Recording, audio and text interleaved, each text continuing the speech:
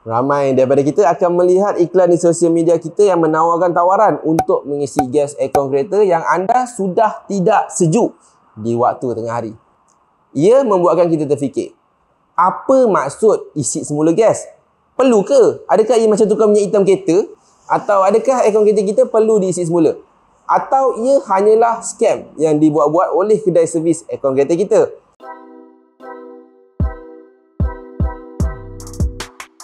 Okay, untuk menjawab soalan-soalan tersebut, jawapannya bukan. Ia bukan scam. Ia bermaksud menambah gas aircon pada sistem aircon kereta kita.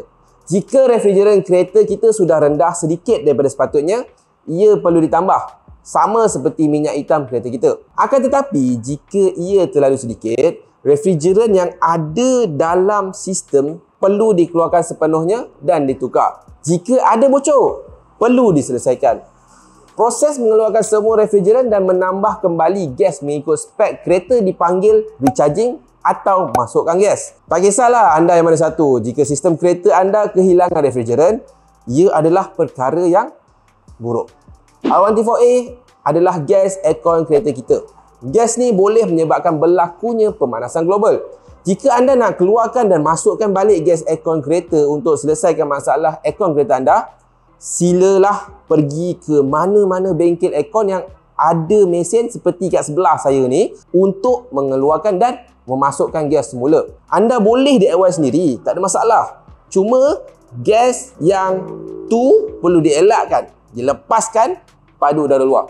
Jika tak pandai buat sendiri, boleh minta mereka selesaikan terus punca kebocoran pada sistem. Berapa jumlah gas yang perlu dimasukkan? Ia berbeza mengikut kereta. Contoh Myvi cuma perlukan 330 gram. Saga pula 400 gram.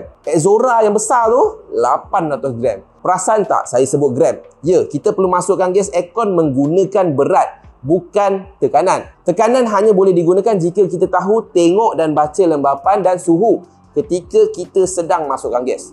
Kemudian kita perlu tengok tabel supaya tekanan statik berapa PSI yang kita perlu berhenti masukkan gas. Sedangkan jika kita masukkan gas menggunakan berat, kita tak perlu tahu pun semua tu. Just masukkan je. Sangat mudah, sangat cepat dan yang paling penting adalah tengah hari confirm sejuk.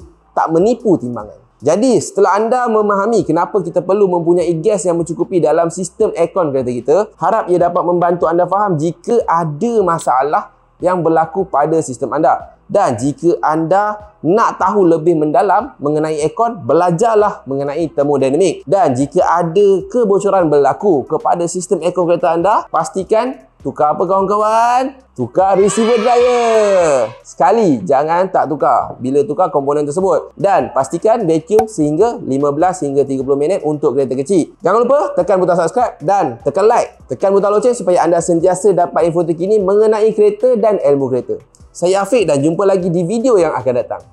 Assalamualaikum.